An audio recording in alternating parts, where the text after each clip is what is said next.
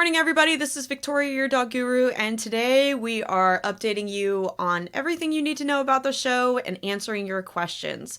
So if this is your first time, welcome to Ask Your Dog Guru. I'm your host, Victoria, and I basically created this show as a resource to canine owners all over the world to ask questions about behavior, care, wellness, training, all of those things from somebody who really could answer them. I'm an animal behavior specialist, and a big portion of my career was working with aggressive cases and anxiety cases and rehabilitating those dogs through positive reinforcement training. So that's a big focus in this podcast. You won't hear me recommending shock collars or slip collars or pinch collars because I don't use them and I never have. In fact, there were a lot of cases where I would tell owners to stop using those things because they aren't necessary.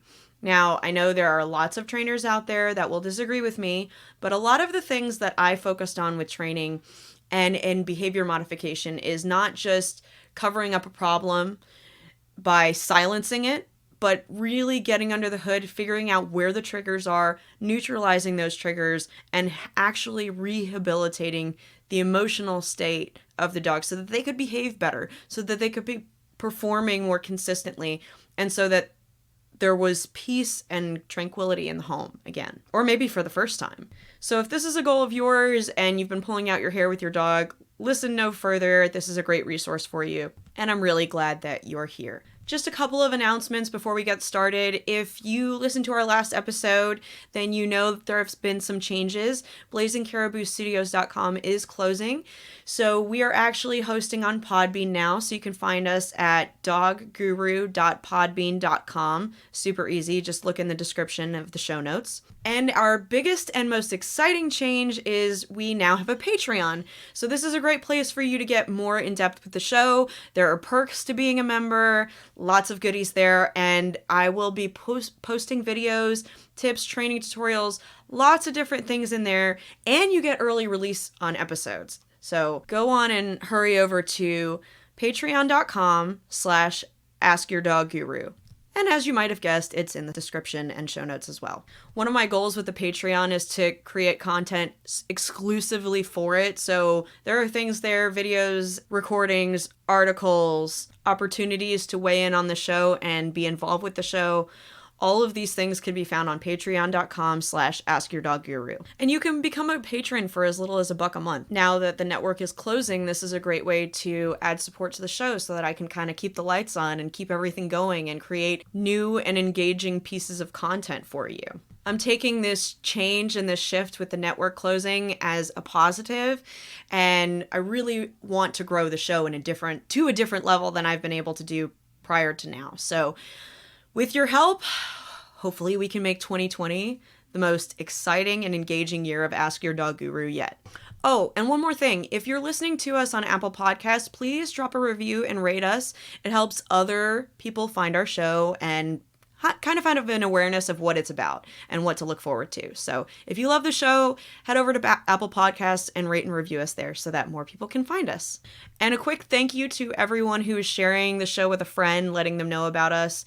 I know this change is kind of out of nowhere, but it's a good change. So if you're listening to us, make sure that your RSS feed is calibrated to our new Podbean.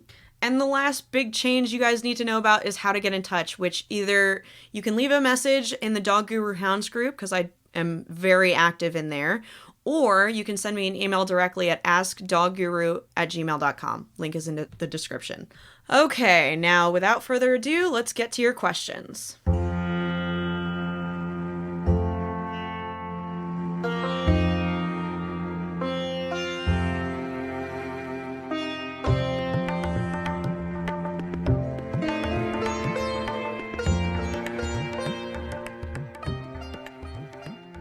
Our first question comes from Linda, and she writes, "We have 2 new loves of our life since the loss of our beloved Peanut, and there is just one problem. One of our new dogs is a male, and he's peeing all over the house. He does it no matter where we go. He will literally go outside and hang out there for 10 minutes, come inside, and raise his leg on furniture, dog beds, walls, clothes, baskets, anything he wants. This is becoming very frustrating. Any suggestions? P.S. The other dog, our female, does just fine going outside and is actually using the restroom. Buddy and Ella have healed our hearts, and we are so happy to have them. It's just this one issue that's ruining our honeymoon with them. Oh my goodness. I understand. Okay. So, I think this goes almost without saying, but I'm going to say it anyway. You at least have to interrupt the behavior when he begins to do it. So if you start seeing him come back in the house and sniff, I would go ahead and clap and go, and take him straight back outside. Now, if he's not sniffing outside, you need to encourage that, okay? So kind of walk him around. Every time he sniffs somewhere, like that's got a vertical surface, somewhere he would normally have marked, praise him, okay? Just for him investigating, so to speak. So you want to praise the right thing in the right place and immediately deter the bad thing because you know he's about to do it. And especially if this is that frequent of an occurrence, this is going to be very easy to turn around, believe it or not, because you have so many opportunities to be like, no sir, outside you go. That's the right job. Good job. Praise him. He'll pick it up fairly quickly. And I say that because I had another dog that went through my training program, and I had to take this dog into my board and train, and I'll tell you why. This dog had never been outside in her entire life, and she only would go to the bathroom in the house. Now, she ended up in my care in wintertime, so on top of not really wanting to go outside to begin with, now it was cold out, and she was a short-haired dog, so she was really not interested in relieving herself outside. I don't know if you live in a cold climate, but if you do, that's probably adding to the war here, because it's just warmer to go to the bathroom inside. But a few things are happening here. He doesn't just have to relieve himself, he's doing this to kind of pull rank and be like, this is mine, and that's mine, and this is mine. So on top of the things that I just mentioned, you want to install a nothing in life is free policy. So what does this mean? It means he can't go on the couch without doing something for you first. He doesn't get fed without sitting and giving you eye contact on cue where you ask him to. He doesn't get to eat his food just because it's on the ground. You tell him when he can. He needs an earning system because right now he's kind of just telling you that this is his place of business. Okay, and you work here. You're the employees. Well, I don't believe in alpha rolling dogs. I've never done this. I believe that there are lots of problems with that behavior. So what I'm telling you is a passive aggressive way of sending the exact same message that you rule. By you promoting the right behavior outside, and eventually he'll, just by sniffing and you praising that, and maybe even giving him a cookie occasionally for just sniffing outside. I know it sounds like, why isn't he doing this? But he has to be made to do it. He's not just going to opt for the colder climate. You know what I'm saying? You're going to have to limit his options. So I encourage the right behavior. If I see him sniffing on the ground, good boy. If I see him going towards a vertical surface and away from me, good job. If he relieves himself even just a little bit, oh, what a good boy, he gets a cookie. Okay? He's getting none of that inside. As soon as he starts sniffing, which you're going to be on him like white on rice, you're going to go, and clap, interrupt the behavior, kind of distract him from what he was about to do, and then promote it outside. Now, is this going to happen all overnight? No, it's not. It's going to probably take a couple of weeks. But that's probably it. I mean, when this client sent their dog to me, this dog was so not motivated to go out to the bathroom, and we had her pottying outside in 4 days. I mean, you could probably close this in a week. You know, that's... If I can in 4 days, with my expertise, do it in a week and a half, you've got this on lockdown. But you have to be consistent. And if you don't make him earn every single thing he wants, his leash being put on, access to outside, petting, anything, food, whatever it is that he wants, now he has to do some cues for you. Because he needs to start getting in the habit of looking for your approval and permission. It'll make him more attentive, but it'll also help you when it comes to potty training.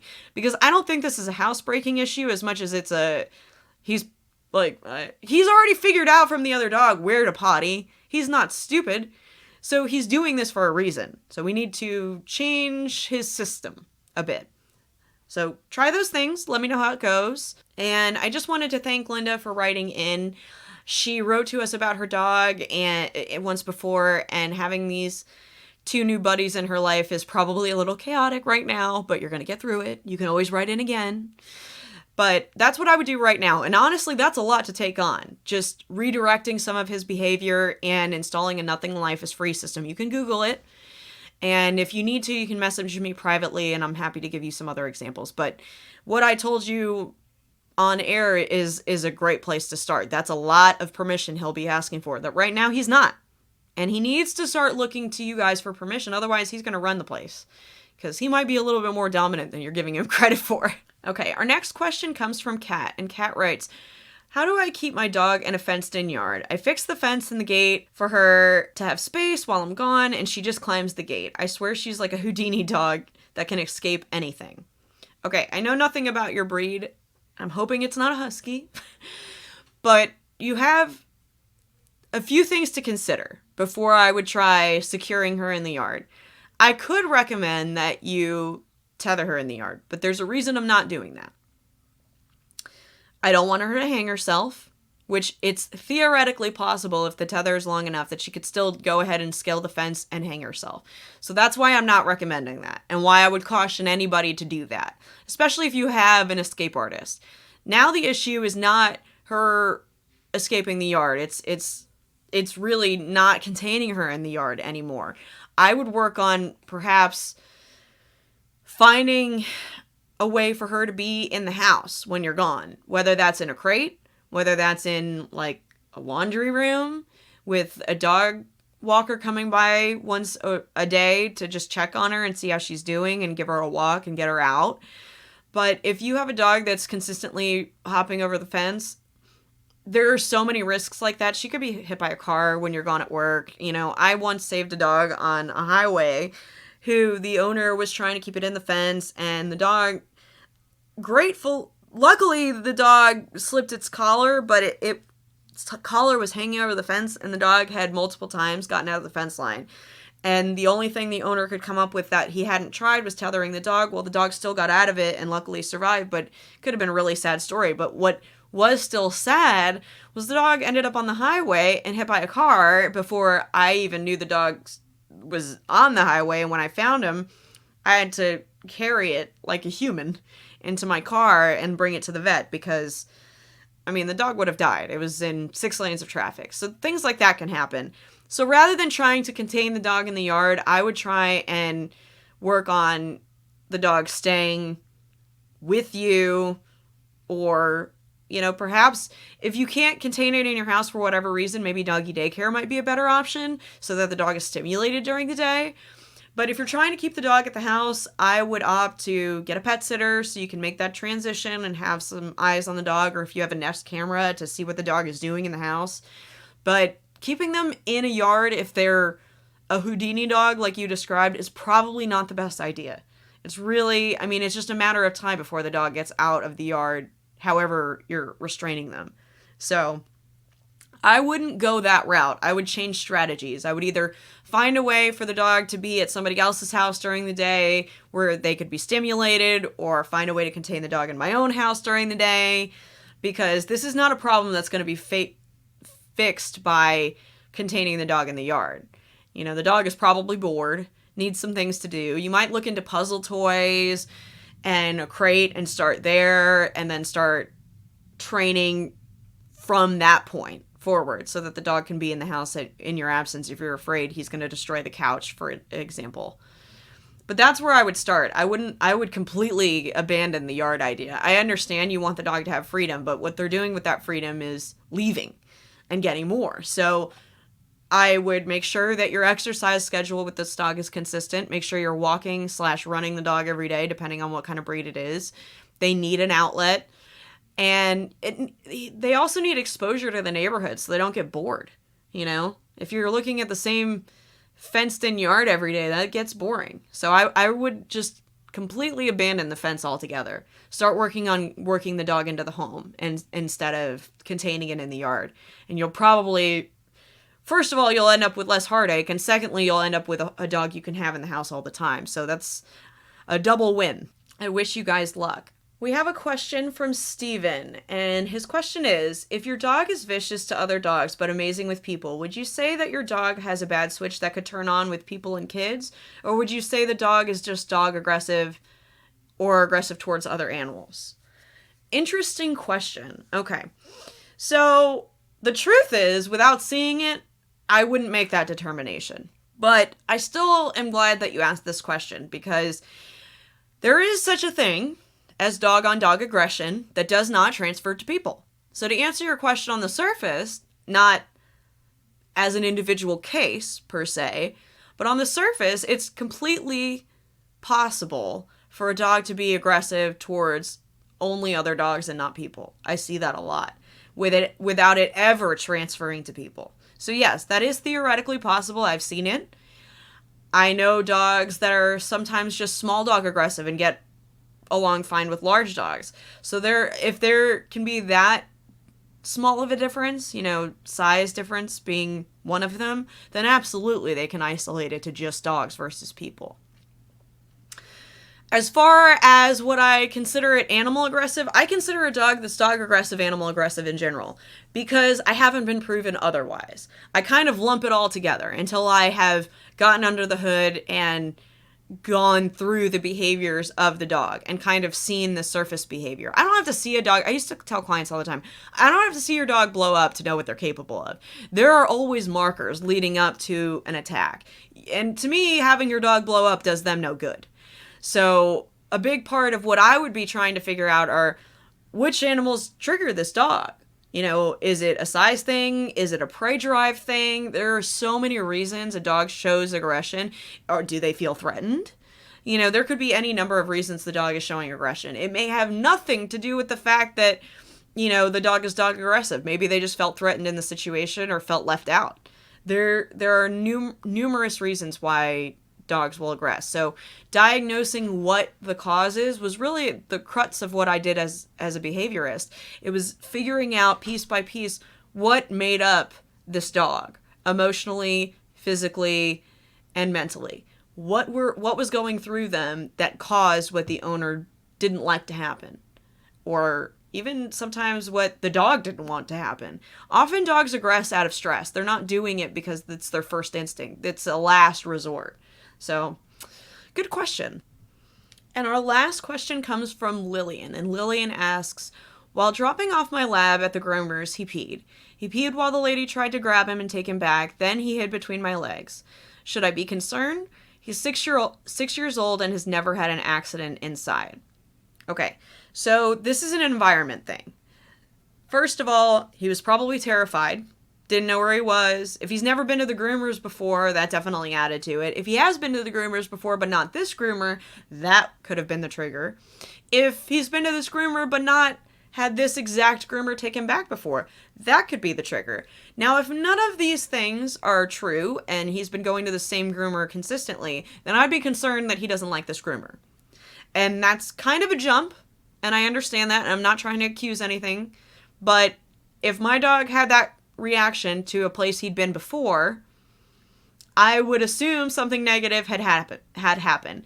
It might not even be the actual groomer's fault. To some dogs, just being in a kennel situation with other dogs barking and stressed out causes them extreme stress. And so for that reason alone, they may not like it. Just like when you go into a vet's office, if your dog's never been to that vet before, it doesn't necessarily matter because they can hear the stress in other dogs and smell things that basically tell them this is a stressed out environment and I should be freaking out right now. So with that in mind, I'm going to say this is an environment issue. Things to think about are, has the dog been here before? If the answer is yes and been handled by this person again, maybe try another groomer and see if he has the same reaction. And if he does, go ahead and email me because I'd like to give you some exterior advice. But assuming that you go to another groomer and there's no issue, I would be staying away from the prior groomer. If this is the first time your dog's ever had interaction with a groomer in general, that is very stressful.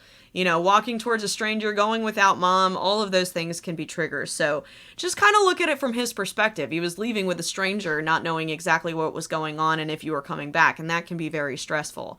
Now, if you've taken your dog to the groomer a dozen times before, and he's never acted like this before, I would probably not take him back there, and I'd take him somewhere else in the future and see if he does the same thing. So that would be my advice. I want to thank everybody who writes into this show every week. If you would like to submit a question, perhaps you'll hear it on air. You can email me directly at askdogguru@gmail.com. The link is in the show notes. And then, just so you know, For those who are patrons for our Patreon, I'm going to be releasing a special one-on-one question that I'm going to answer via video. So if you're interested, you can join for as little as $1 a month. And that's not the only perk you'll get. And that's not the only perk you'll get if you join before the end of the year. I will be releasing an episode exclusively for Patreons. So if you want to hear one more episode before the year is out, that is where it will be, exclusively for patrons. So join on patreon.com/askyourdogguru. Link is in the description. And be sure that you're following us with our most up-to-date information at dogguru.podbean.com. This is where all of our new shows are going to air. You'll be able to hear us on our other servers, but because of this change, you want to make sure that you're following us on Podbean. So, dogguru.podbean.com. I hope everybody has a happy and healthy holiday and an exciting new year. I will be joining you guys in the new year, so that gives you lots of time to tell me about all of your Christmas shenanigans. And I will be answering your questions starting in January, so that gives you some time to write in, find our Patreon, and join the Dog Guru Hounds group. That's it for me today, everybody. This has been Victoria, your Dog Guru. Namaste.